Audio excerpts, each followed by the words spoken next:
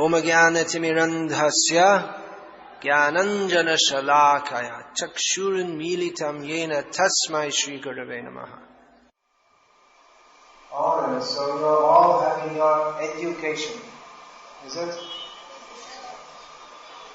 What is the purpose of education? Who can say?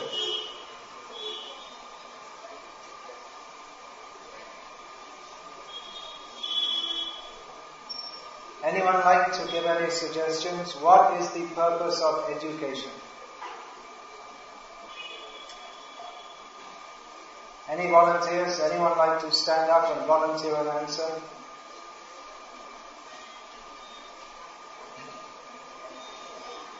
Alright, what's your name, please? Srijai. Alright.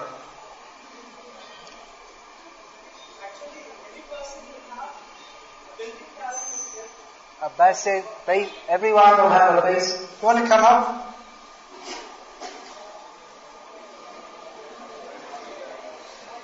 Yeah. Yeah, speak on the mic. Yeah, speak away. Every person will have a talent built in him. But you abandon this and bring it out, then there must be some pressure that must be given to him, which brings him support as well as how to move in the society. That particular thing is given to a person in his early age by education. Okay, that's good. The word education, you probably know, comes from the Greek edukare, which means to bring out. So Srijai was saying that everyone has an inborn talent which has to be brought out. So that's actually the etymological or root meaning of the word education. Any other suggestions? Please come. What's your name, please? Rosha? Trisha? Disha, sorry. Which direction is your life going in? That's according to your education. Yes. According to me, education is all about acquiring knowledge. If you don't know what it's about, knowledge is all about what you are, what you know about the surroundings, about everything. Supposing you have education, you know who you are, you know where are you know why, what is happening. And I think without education, you don't know what is life all about. Without education, you don't know how to go about your life. And education as such is something which we cannot live without. We have education. We are known to be living on this earth with a proper stand in life. Thank you.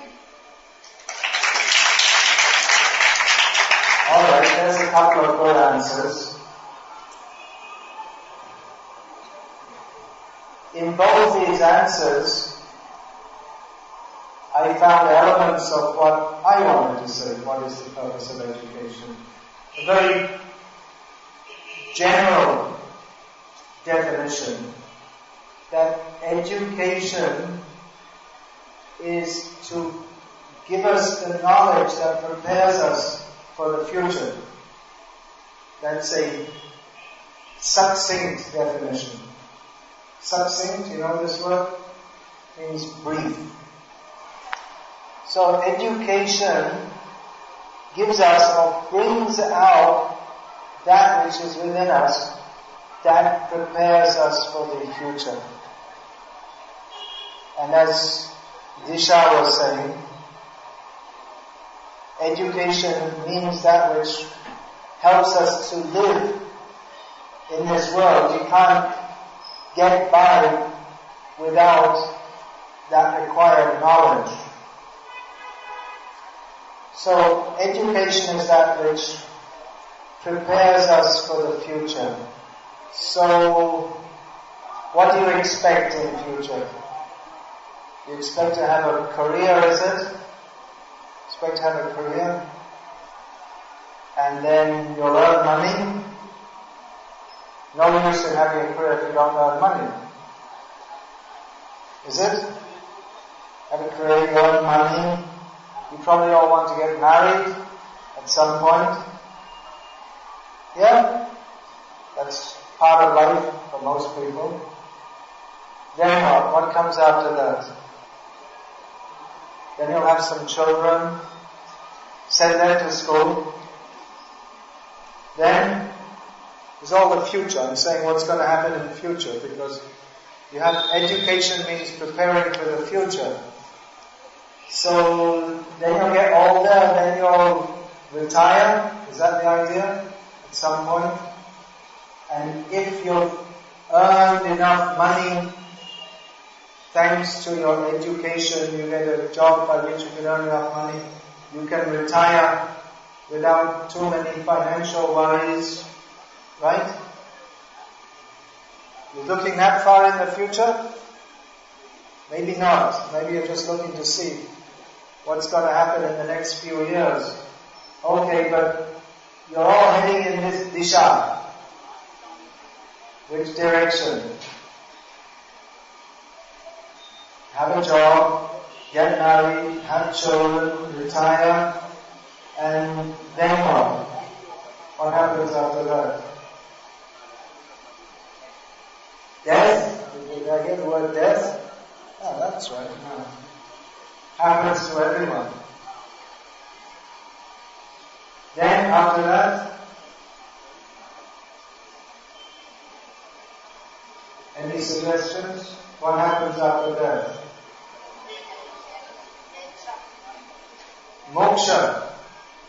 You sure?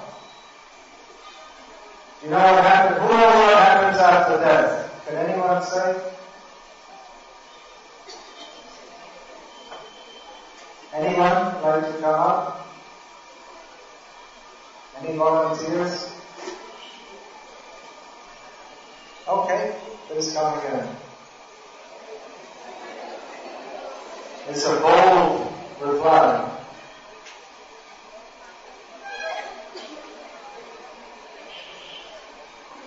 After that, the relations of a particular person will be speaking of him. If he is a successful person in life, which is gotten only after a proper education, there will be a good speech among the people about him. But whereas, if there is no proper career, or if he is not a successful person in life, there won't be such good speech among the others. Yeah, that's alright, but what happens to you? If there is a chance, rebirth. If there's a chance, rebirth. Okay. So, education should teach us what happens in the future. But the future is a very long time, isn't it? Can you imagine what it's like to be 60, 70? Seems like a long time, doesn't it? How old are most of you? 15, 16? Like that, is it? What's your age group? 14 to 15, yeah. You probably can't imagine what it's like to be 60, 70 years old. What sports do you play here? What sports do you play? What sports? Yeah, I play basketball and lawn tennis. What other sports the others here play? I think most of my friends like cricket. Cricket, huh? When I was your age, I used to play soccer and badminton. Any of you ever played badminton? It's quite popular in India. It takes a lot of energy, doesn't it? I can't play badminton now. I mean, I could, but you could all flash me. It takes a lot of, I don't have so much energy now. I'm almost 50 years old. But when I was 15, 16, it was great fun playing badminton, but not anymore.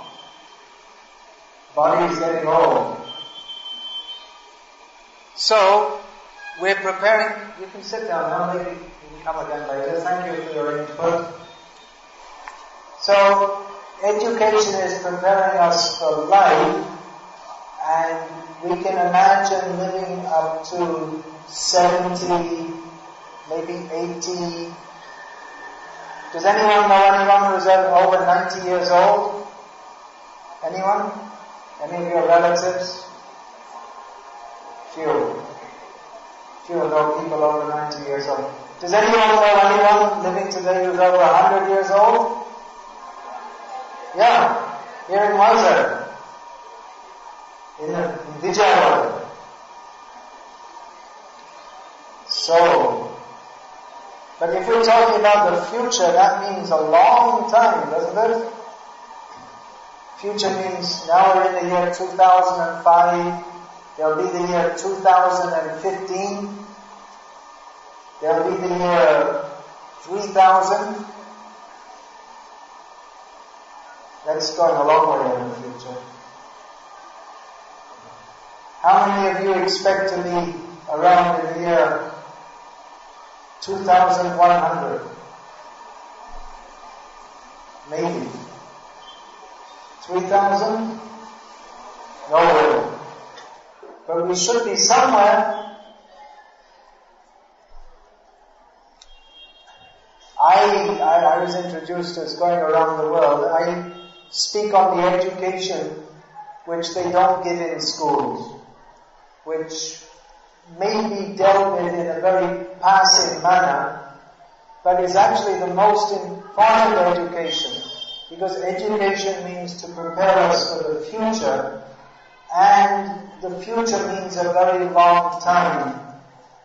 And if we are, as Srijai has said, to have rebirth, if we are, as is taught by all great spiritual teachers in history, if we are eternal, if we don't die when the body dies, that we are soul or Atma, then it makes good sense to take that education which will teach us about the future even beyond death, doesn't it? Because, according to all great spiritual teachers, this is not sectarian, but what we do in this life will affect our future after death. For every action there is an equal and opposite reaction. So, which field of science is that in? Physics, yeah. So that's dealing with subtle energies, isn't it? What do we talk about in physics? All different kinds of energies, isn't it? Light, heat, electricity, gravity. What else? Sound.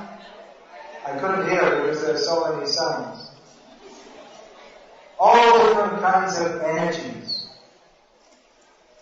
But they're very subtle. You can't... Physics, among physics, biology and chemistry, physics is the most subtle science, right? You can take chemicals, you can interact them, but energies, they're more difficult to measure. Can be measured. But most of physics is in the head, isn't it? It's calculations. There's a little measuring and a lot of calculations. Physics is mostly mathematics. Because it's subtle. With chemistry or biology, you can, to a large extent, you can see what's going on. But a lot of physics, most of physics, you can't see it. Even sound, one kind of energy, most sound we can't hear at all with our plain ears, isn't it? Most sounds and most light is beyond the spectrum of our vision. So we have to resort to other means to measure them. So, according to Bhagavad Gita and the Vedic sciences, there is another very subtle energy which is produced by every activity that we do. Every activity brings a reaction on the energetic platform. But there is also a very subtle platform called the karmic platform. So that every activity we do brings a result on the karmic platform. And that's why we see so many different kinds of people. Why is that? Someone is born in India, someone is born in France, someone is born with good intelligence. We're talking about bringing out the talents. But some people have more innate talent than others. Of course, this is a question. There are different theories about this among educationalists and psychologists, that are people born with innate talents, or is everyone just born equally, and is it the culture and education that makes them? Or is it that some people are born with basic tendencies more than others? Now that's a big question in psychology and education. What do you think? Is everyone born equal and education makes the person? Or are some people born with more talents than others? What do you think? It's mostly based on education, do you think?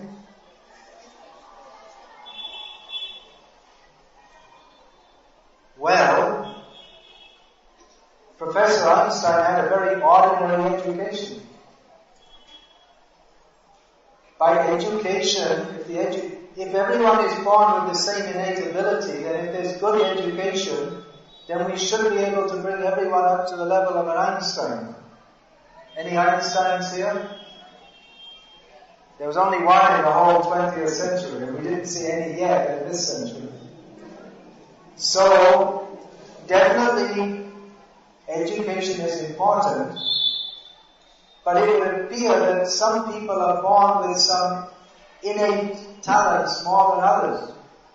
It's just like we find you're playing sports, and we find that some people, it's like you give them a ball, it doesn't matter if it's a basketball or a cricket ball or whatever, they're naturally good at sports, isn't it? Whereas some people, they can't balance properly, and they can't catch anything properly. With practice they can improve. But some people it seems very natural or normal for them. Automatically they're very good at sports. So education brings out or develops the tendencies or the talents that are there, but there has to be something to start off with. And some people have it more than others. So, why is that? Some people are born in a very rich family. Some people are born in a very poor family. Some people are born with great bodily beauty, and others not so. And most are in between. Most people are not very rich and not very poor.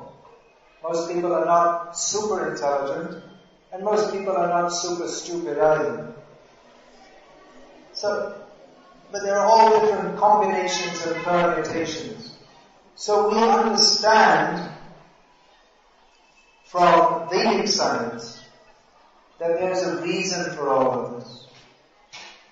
In science, we're studying cause and effect, isn't it? Science means to find out why things are going on in the world in the way that they do. And things are predictable. Science means that we observe what are the laws of the universe, and by observing we are able to make predictions. And so we observe what are the characteristics of this liquid. It's acidic. You put litmus paper, and you still do that, still use litmus paper. It's a long time since I was in school. What's the normal system for testing whether something's an acid or a base? Litmus paper. Still, simple. So, if it's an acid, then the litmus paper will turn, and if it's alkaline, it will turn good. And if you react, and if you put acid and alkali together, what happens? Huh? What happens? Form a salt and water. Predictable. It's predictable. So science means that you recognize the characteristics of certain things, and then you can classify and make certain rules and make predictions. So this is true on the karmic level also. That if one performs certain activities, you'll get a certain result.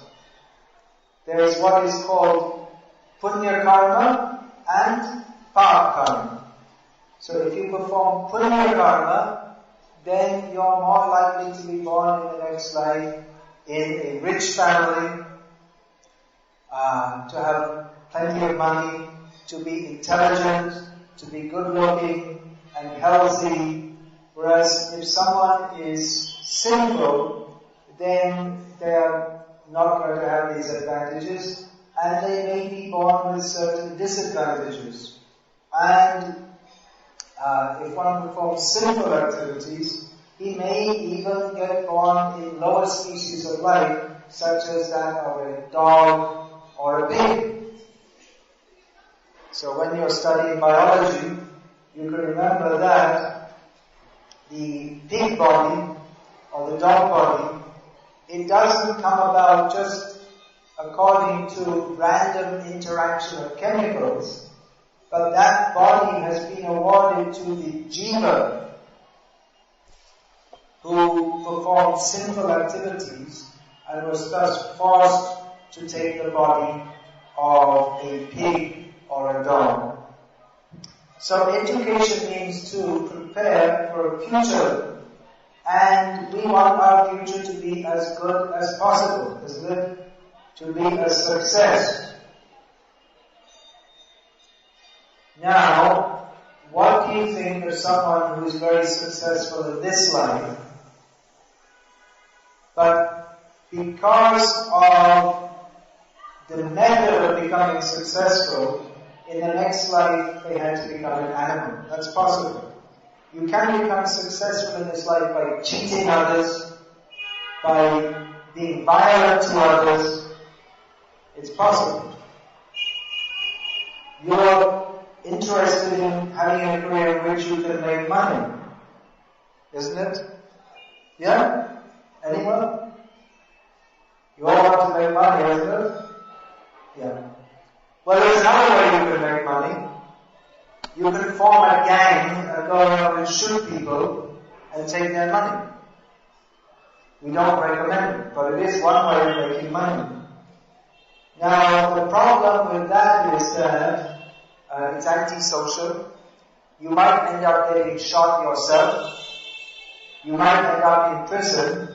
And definitely in the next life, you're going to suffer sinful reactions.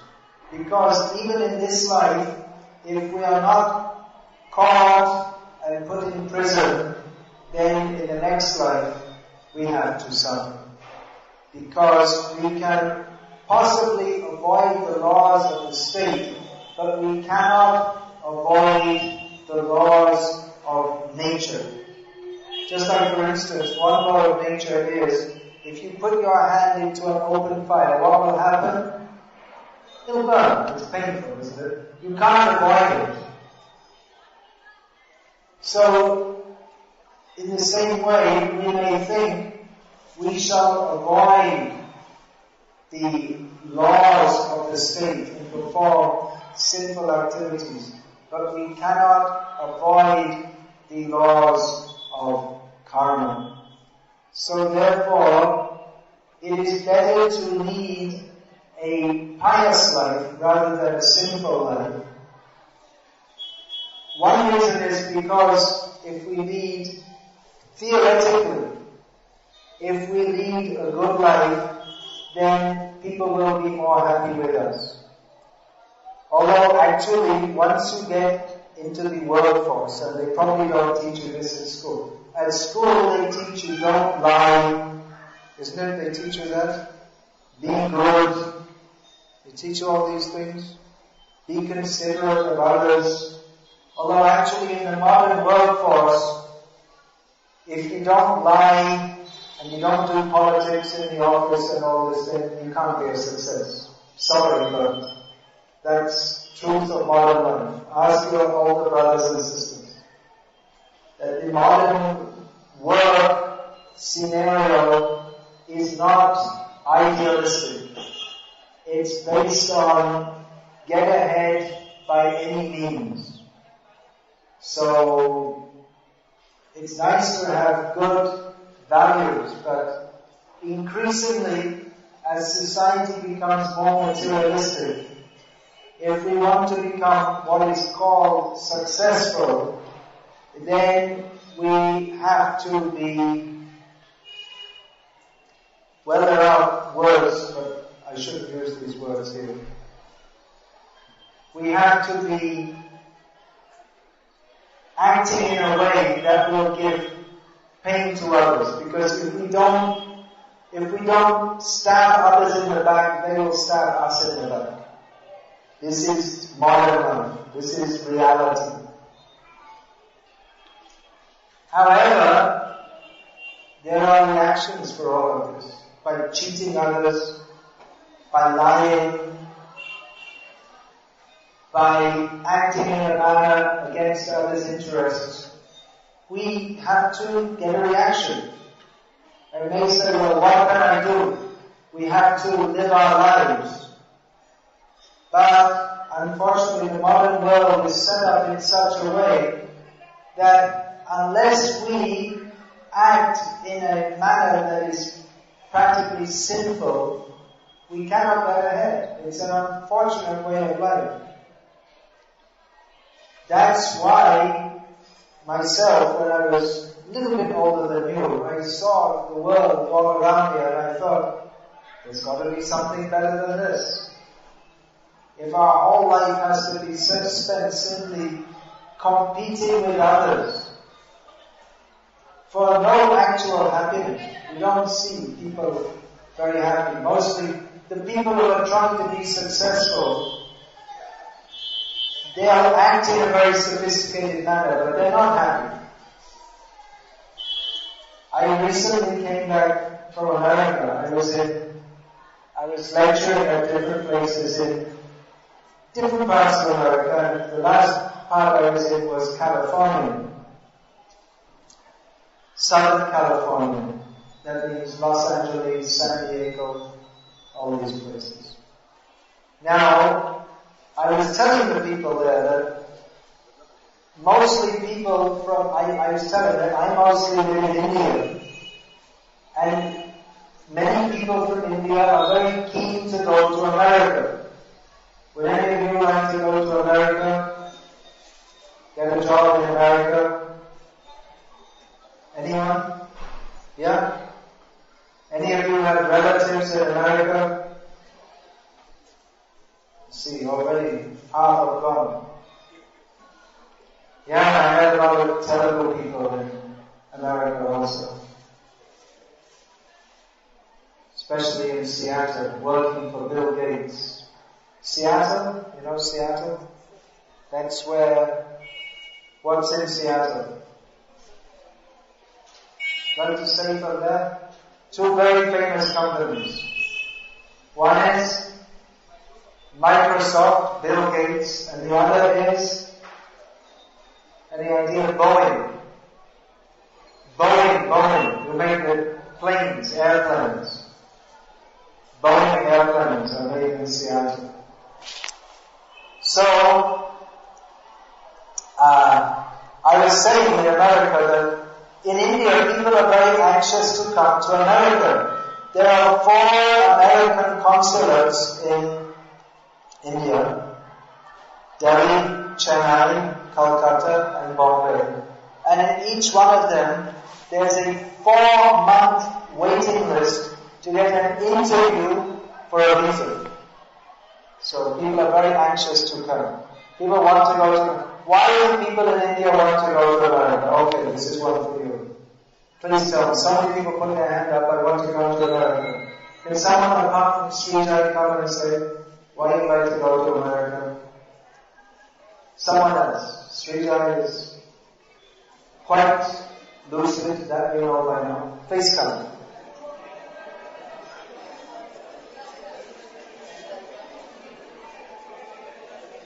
What's your name, please? Vimal. Alright, so Vimal, please tell us, why would you like to go to America? People from India really like to go to America because there is a good value of money there. Right, that's it, he said it. And when we earn money there, $1 is equal to 45 rupees. Even if we clean their bathrooms and then $10 per day, here it is 4,500, which is a lot of money. I think people go just for money there. You got it. The real power.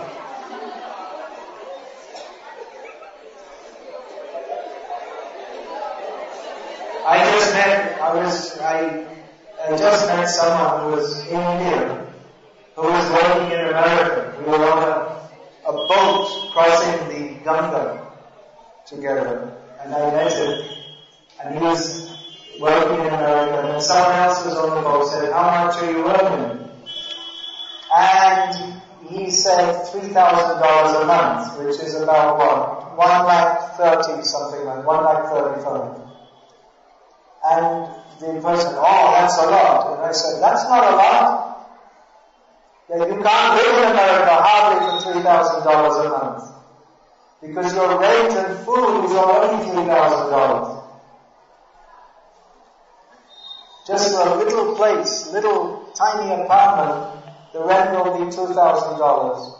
But he said, no, my boss gives me food and apartment, and I earn $3,000 on top of it.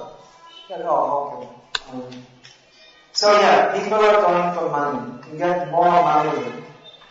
Okay, so why do you want money? That seems like a silly question, but let's have a look at it. Let's bring it out. Why do you want money? Well, roti kapra makan. That used to be the election slogan. Roti kapra makan. Although here it should be idli kapra makan. Or dosa kapra makan. Or idiyappam. Roti kapra makan. These are the things we get with money. What else? Roti, kapra makan, Bajaj, Maruti, air conditioner. Money brings all the things in life that we want, is it? Yes. That's why we want to go to. Okay. So I was saying, I was just in Southern California. In America, how many states in America? 50, okay. What's the most populated state? Not most populated city, most populated state.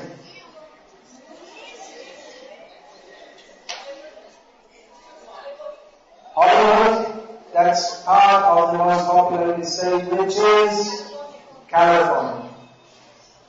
Which do you think is the most prestigious state? Where in America would you like to go, first of all? California. Most of the people want to go to California. Because in America, it's the most popular state. It's also the weather. Southern California means Los Angeles and down. The weather is very nice. Lots of sunshine, not too hot. And lots of beaches. People like to go to the beach and do surfing. You know what surfing is? You have good surfing in Visakhapatnam. Surfing didn't come to India yet. You get on a board and go on the waves. And mostly people have lots of money, people are well educated, most people seem to be pretty good looking. So Southern California sounds like a good place, doesn't it? People have money, nice weather, every family has, 2-3 cars, TV for everyone because there are so many channels, and then one member of the family wants to watch one channel, another member of the family wants lots of TVs and huge TVs, just the whole wall is the TV screen. It's like a cinema. So people, life is good. So you don't like to go there? Southern California? Okay, I was just there. And I was telling how people in India, they are very keen to come to America. And especially California. And in all the world, Southern California is the most prestigious. Los Angeles area. So I said, you are all living here, and you've got all the things that people all over the world want to come here and get, and you are all miserable. And everyone agreed. You are all full of anxiety at every moment. Everyone agreed. Who's heard of Prozac? Prozac. It's one kind of medication. It's a household word in America. Just like a household word in Andhra Pradesh is idli. You all know what an idli is, isn't it? Everyone in Andhra Pradesh knows who had idlis today. Who had idlis for breakfast? Anyone? No? It's the normal Telugu breakfast. Telugu, Tamil, Canada, Kerala is common breakfast. Idli and chutney. So, idli, everyone in South India knows what an idli is. Everyone in America knows what Prozac is. You don't know what Prozac is. People in America don't know what it is. Prozac is a kind of medication, antidepressant, because people are suffering from, so many people in America are suffering from depression that the medication for depression called Prozac is a household word. Everyone knows what Prozac is. That gives you an idea of how widespread depression is in America. Now you may say, why? People have enough money, they have cars, they have nice houses, they have enough roti, enough copra, enough makan, and still people are full of anxiety. Why? Anyone got any answers to this one? First of all, do you believe me when I say that most people in America are miserable? You can believe that? I was surprised because I thought someone, when I was lecturing in America, I said, all of you are miserable. I thought someone would protest and say, no one protested. Everyone agreed. Or at least no one disagreed to the extent that they stood up and say, I disagree. Mostly people say, yeah. The reason, alright, come, give us the sweet-eyed angle.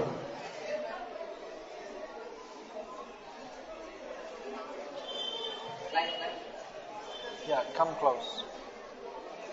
Every person in USA, every person in America is leading a miserable life. For example, for earning their livelihood, they must get a job. And when they are going to work, the management there is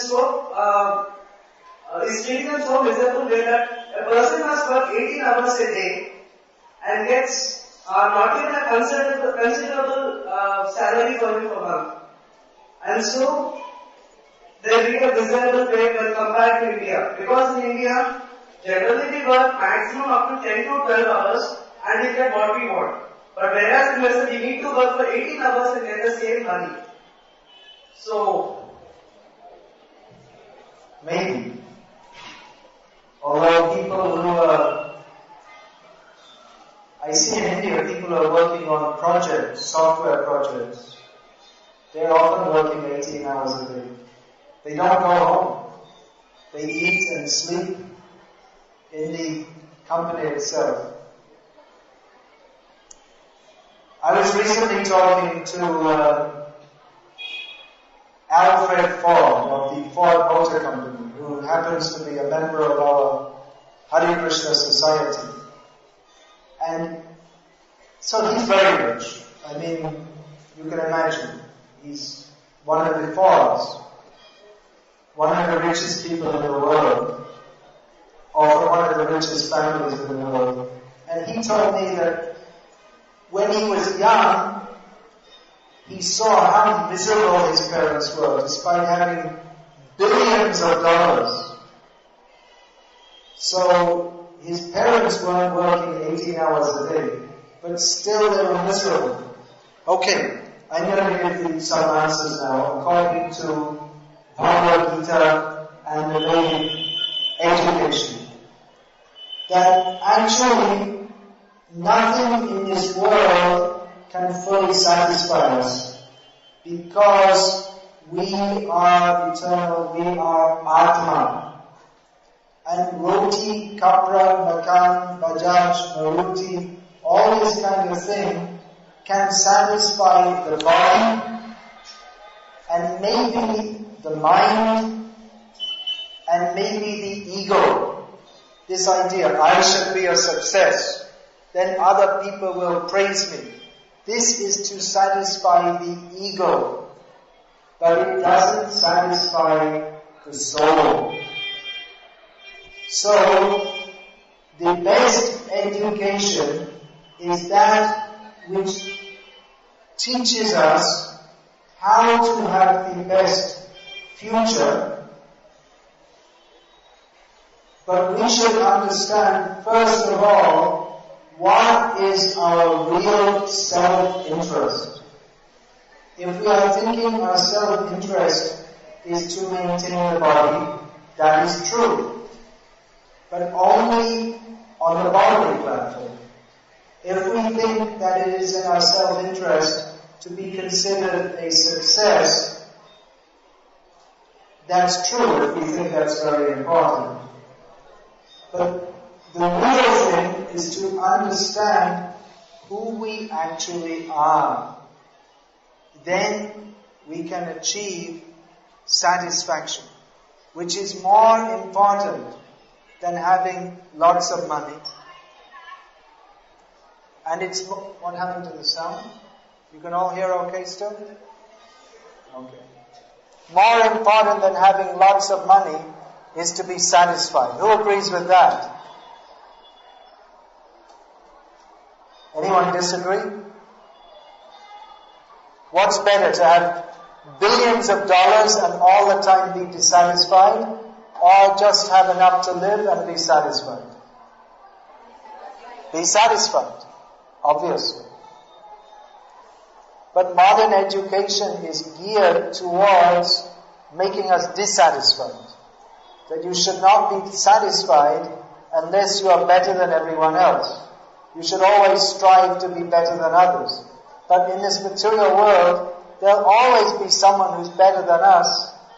And even if we are the best, we won't remain the best forever. Who's the best Indian cricketer nowadays?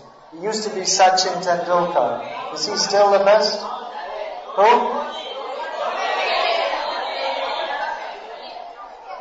Can one person say? I didn't.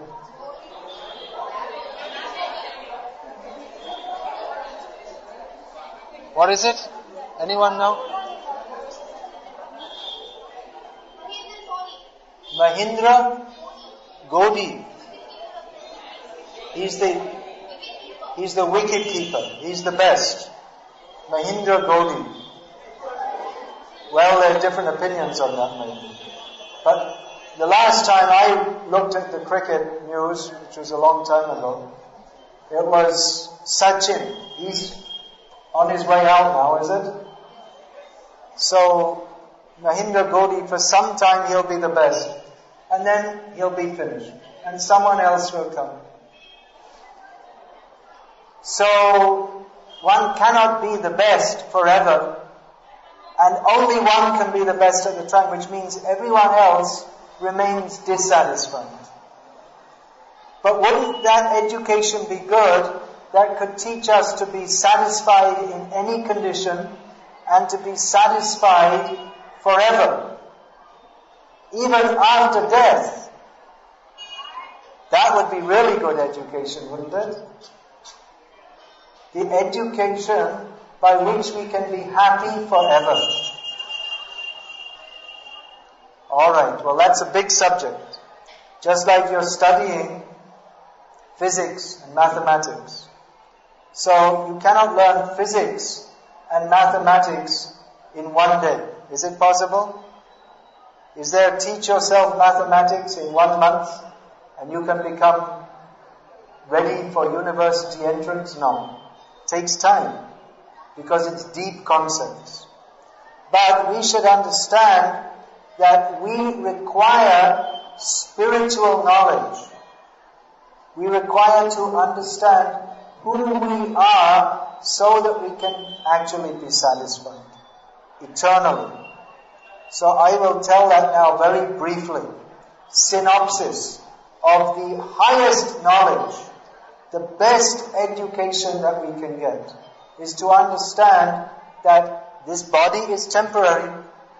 However good looking your body may be, it will grow old and die. But we are spirit soul, we are eternal, part and parcel of the supreme truth, who is known as Krishna. And we all have an eternal relationship with Krishna. And we can all be eternally happy in that loving relationship with Krishna. You heard that word, love? Love is more important than money. But real love means love for Krishna. And if we love Krishna, then automatically we love all other living beings. And even if we have billions of dollars, if we don't know who we are and what our relationship with Krishna is, then we'll always be dissatisfied. So the most important education is to understand our eternal spiritual relationship with Krishna. This is described by Lord Krishna in Bhagavad Gita as it is. That relationship with Krishna can be established within our heart. It's there in our heart, but it has to be brought out by the process of spiritual education.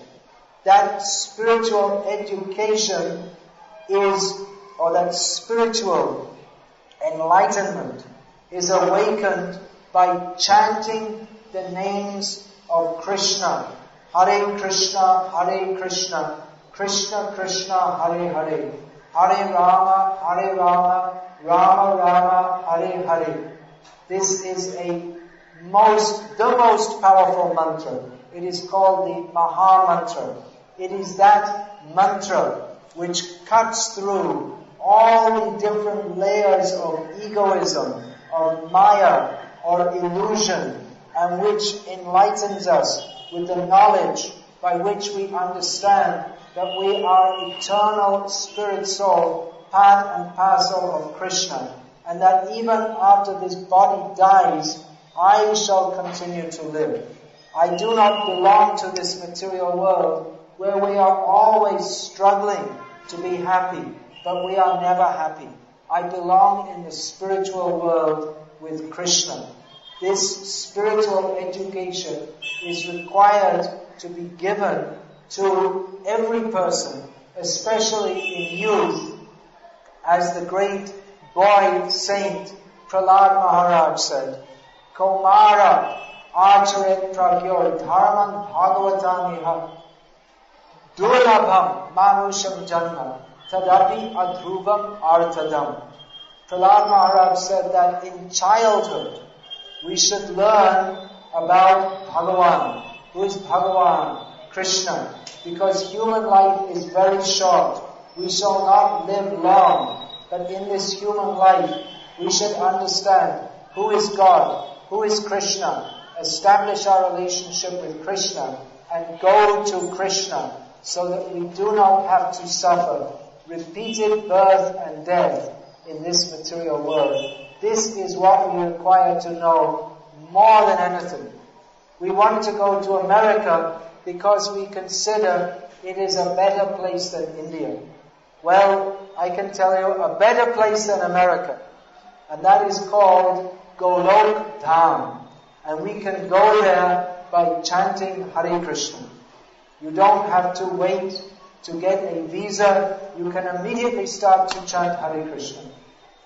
So please chant Hare Krishna and try to understand what is our relationship with Krishna. You can understand that by reading Bhagavad Gita as it is.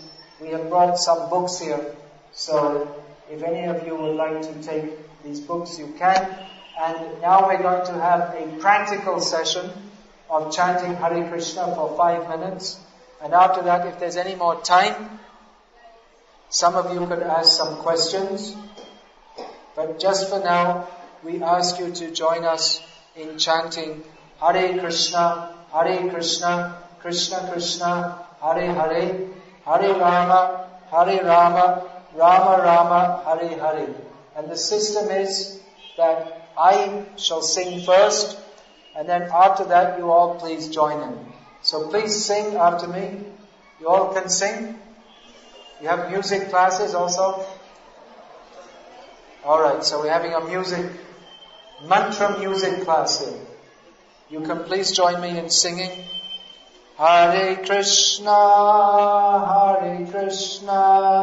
Krishna Krishna, Hare Hare, Hare Rama, Rama Rama, Hare Hare. Please sing. Hare Krishna,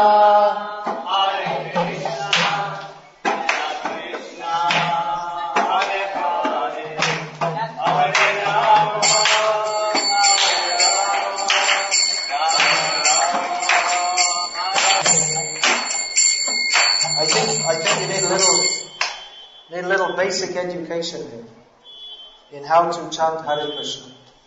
Please say after me, Hare Krishna, Hare Krishna, Krishna Krishna, Hare Hare, Hare Rama, Rama Rama, Hare Hare. Did you all like that?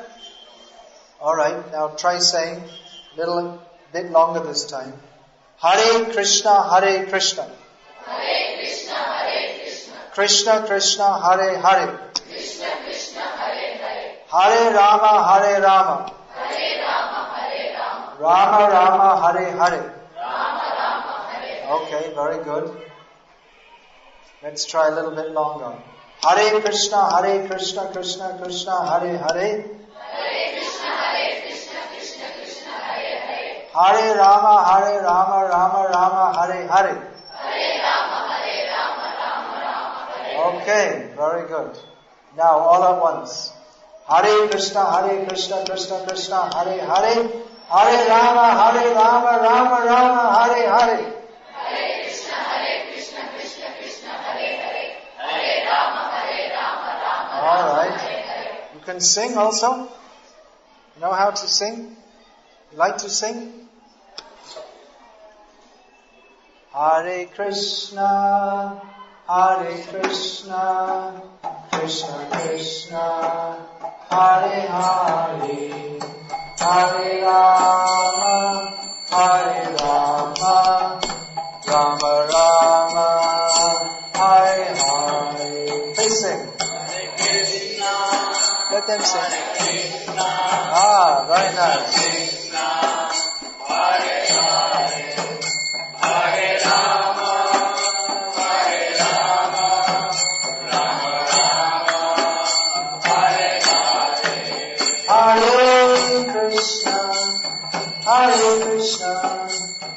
Krishna Krishna, Hare Hare, Hare Rama, Hare Rama, Rama Rama, Hare Hare, Hare Krishna, Hare Krishna, Krishna Krishna, Hare Hare, Hare Rama, Hare Rama, Rama Rama, Hare Hare, Hare Krishna, Hare Krishna, Krishna Krishna, Hare Hare, Hare Rama, Hare Rama, Rama Rama, Hare Hare.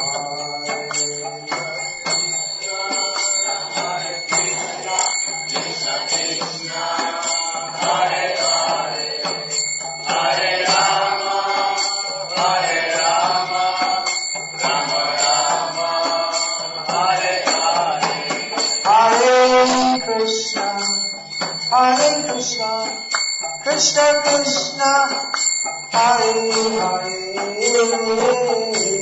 Hare Rama, Hare Rama, Rama Rama, Hare Hare.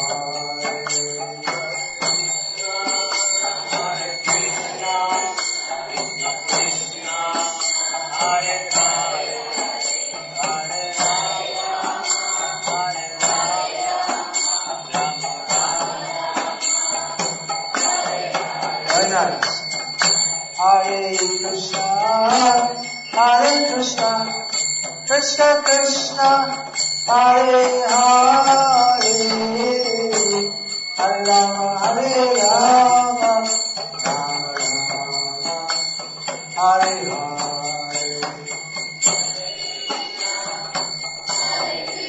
Very good. Everyone please sing.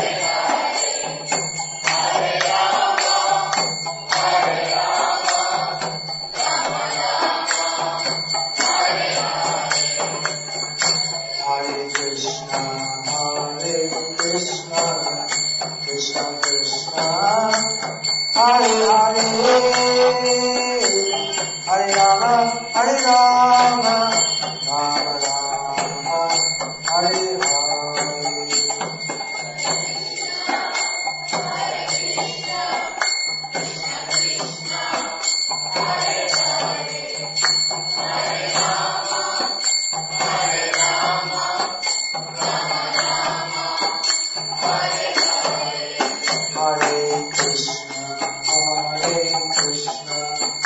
Krishna Krishna, Hare Hare,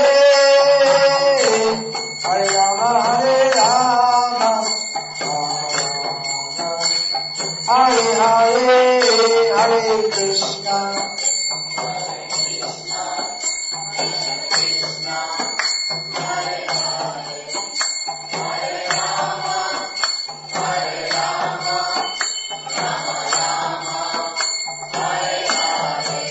Hare Krishna, Hare Krishna, Krishna Krishna, Hare Hare,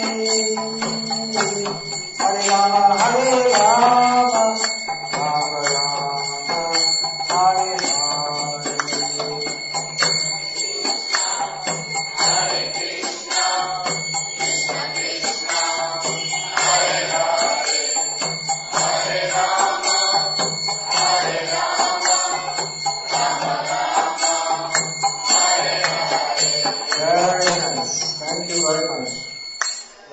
Sweet singing, spiritual singing.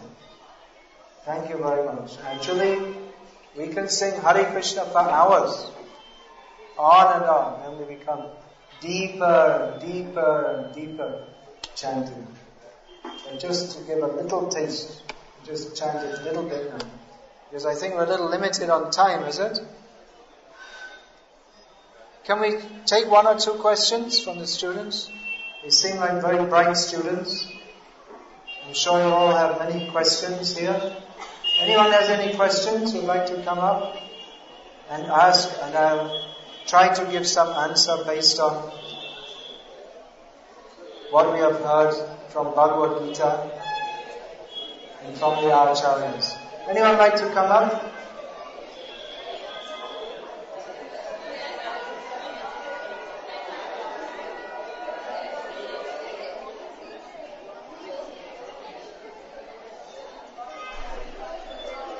Yes, please come.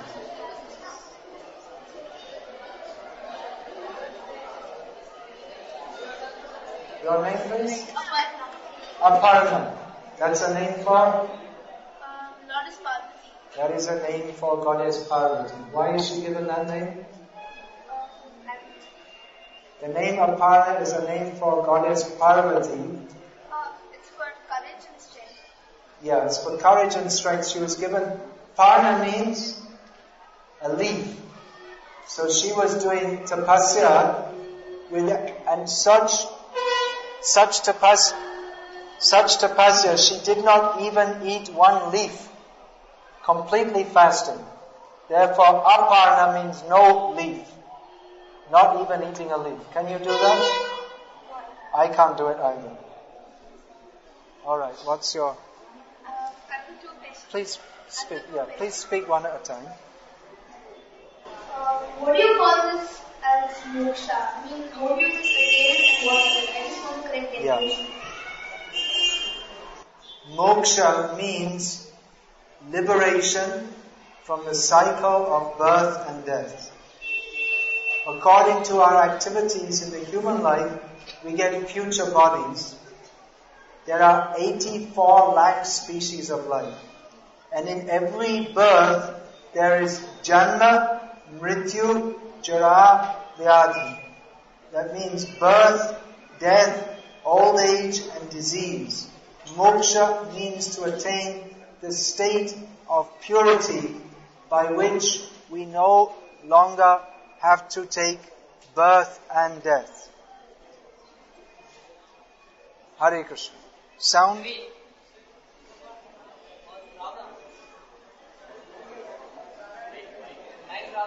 Hare Krishna.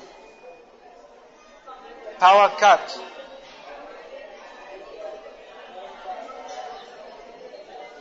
Alright. Alright, but now they can't hear. Uddhav, would you like to announce that with the power cut, do you have a generator here? I'm not sure. When the power cuts, it's gone. Okay, so I think we'll finish here then, and we'll distribute prasadam. And if anyone wants to take books, they can see. You can give. You please announce, because you have a big voice. I don't have. Sorry. I've got two more questions. Yeah, moksha means freedom from birth and death. And what's your question? Other question? How is Kama, Krodha and Moksha the same? Or how is it related? I mean, why is the same called Kama, Krodha and Moksha? Nay, moksha means freedom from karma and krodha. Krodha comes because of karma. What's Kama? Karma means desire. When desire is not fulfilled, then comes krodha. And moksha means freedom from karma, which forms birth and death. Yeah, everyone please come and take prasadam.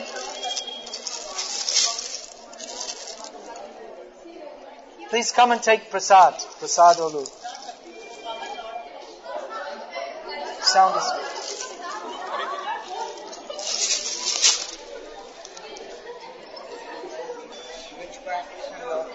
Yeah, sure. All over the world, people have reported ghosts since time immemorial. So Tantrism, it's there. Huh? Tell him that we're doing a program now after some time. Can do, yeah. If you chant Hare Krishna, you won't be affected by ghosts. Why do people actually, how do people turn into this moksha? People who are very sinful. People who are very sinful turn into... They become ghosts. Yeah. Can we control others' bodies? Control to a limited extent. We can't even control our own body. When you have to pass stool, you have to pass, isn't it? So we can only control to a limited extent. Please have a look at the books here. your question? Name is? Nirosha. So he was born in England. I became a devotee of Krishna because I saw that people are, despite having money and all these, people are frustrated, and I wanted to find out, then there must be some higher purpose to life. Then I got one of these books, Bhagavad Gita, and I saw that there's something here, some higher goal to understand God. So like this.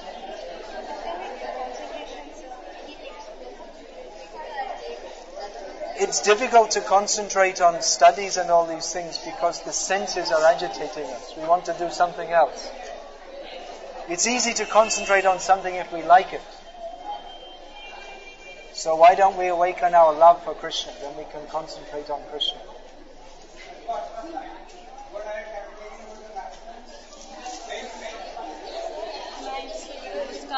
Hare Krishna.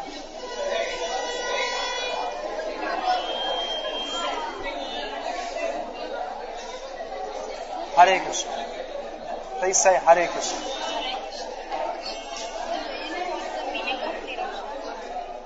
Niroksha. Nirosha. No, I'm not aware. I'm not aware of it. No. Give me an email address and I can try and find out for you. You have an email address? I can give you mine. You do email? You use email?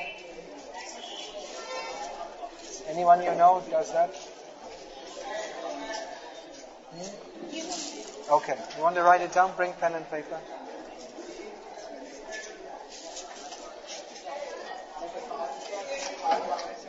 Hare Krishna. After that, what will happen to us? After death, what will happen to us all? It depends on what we do in this life. It depends on what we do in this life. If we act piously, we'll get an opportunity to be born in a rich family or something like that. If we act sinfully, then we may take the body of an animal.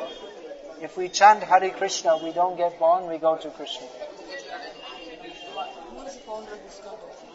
Founder of ISKCON is Srila Prabhupada. We have books here. You want to tell? You can tell about Prabhupada. BVKS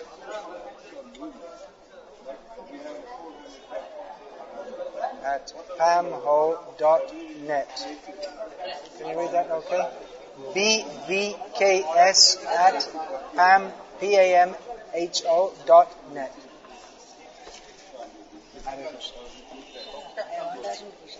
Yeah, please ask. This universe exists. Everything is created by Krishna. This is described in Bhagavad Gita by Lord Krishna. Mayadhyakshena prakriti suyate sacharacharam mitunanena kunteya jagadvipari vartate. This whole cosmic manifestation is going on under the control of Krishna. So you can study biology, chemistry, physics, but the laws of nature are put into place by the law maker, who is Krishna. This is a recording device, so it can be played back later.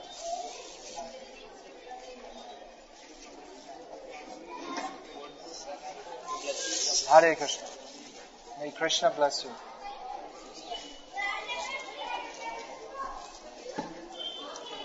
Hare Krishna. Hare Krishna.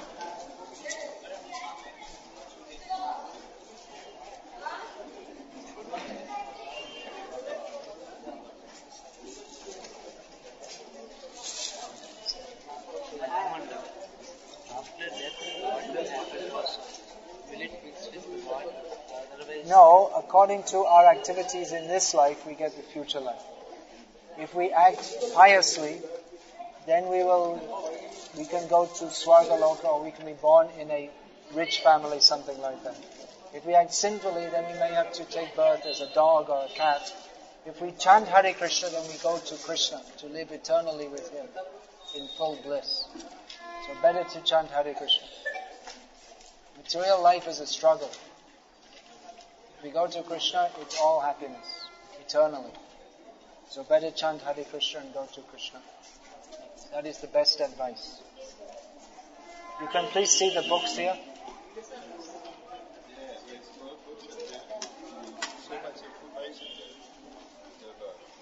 Beyond birth and death. Yeah, that's a good book. Beyond Birth and Death. That tells you what happens after death. Beyond birth and death. Okay?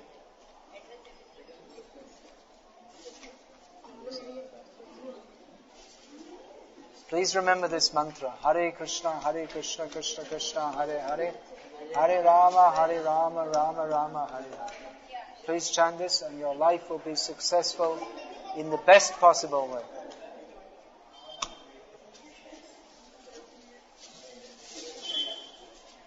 Hare Krishna.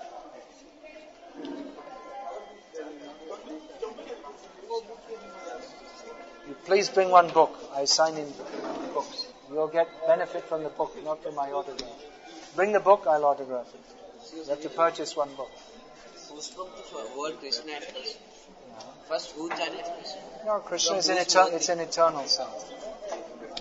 Eternal. And unbeginning and endless.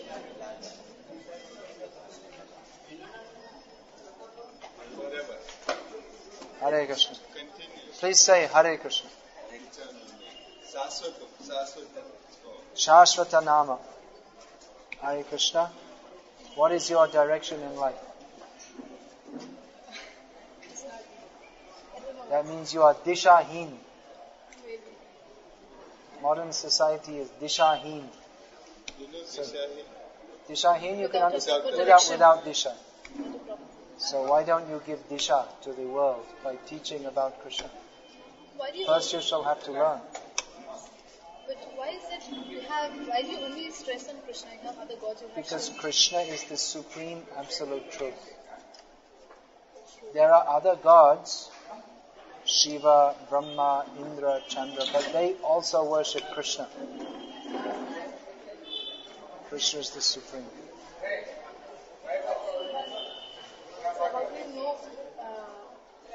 How do you know more about him? How did you come to know about it being in England? Yeah, well, I contacted this movement, Hare Krishna movement, in England. And gradually I got taught, just like you're taking material education, I got spiritual education. That was at your school level? No, I went up to university entrance level, but instead of entering university, I entered the spiritual university.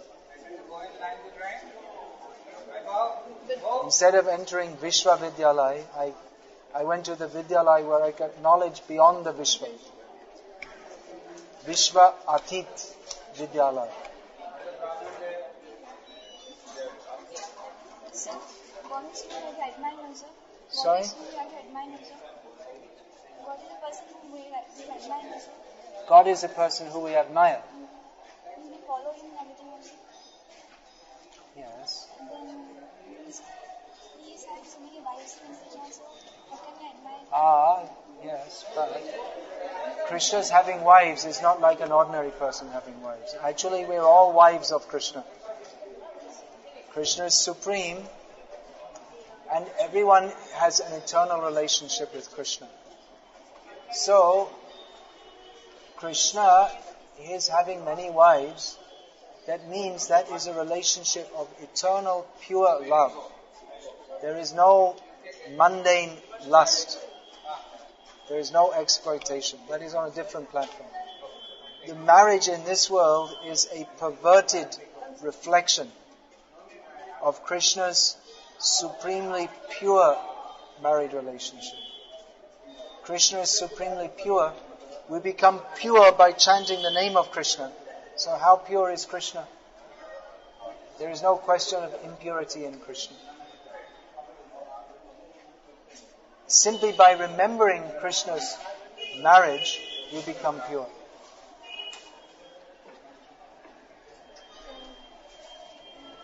Why is it that why is it that in there's only a system of one marriage, not two. While Muslims will have any number. No, traditionally in Hindu society there was polygamy. They don't accept. Who doesn't accept? In Hindu society, they don't accept more than one marriage. No, that's a modern invention. Traditional Hindu society there was polygamy. If a man can support more than one wife, then why not? Better than having women wandering in the street without a husband. Usually the female population is more than the male. So, if a man has the ability to support more than one wife, then he's better. Otherwise, don't mind me saying so, but it creates prostitution and bad things. It's better the women are properly married. Even today, in Muslim society, it's there. In early Christian society, it was there. In Buddhist society, it's there. I'd rather not put above Christian. I'd rather put below Christian. So this was in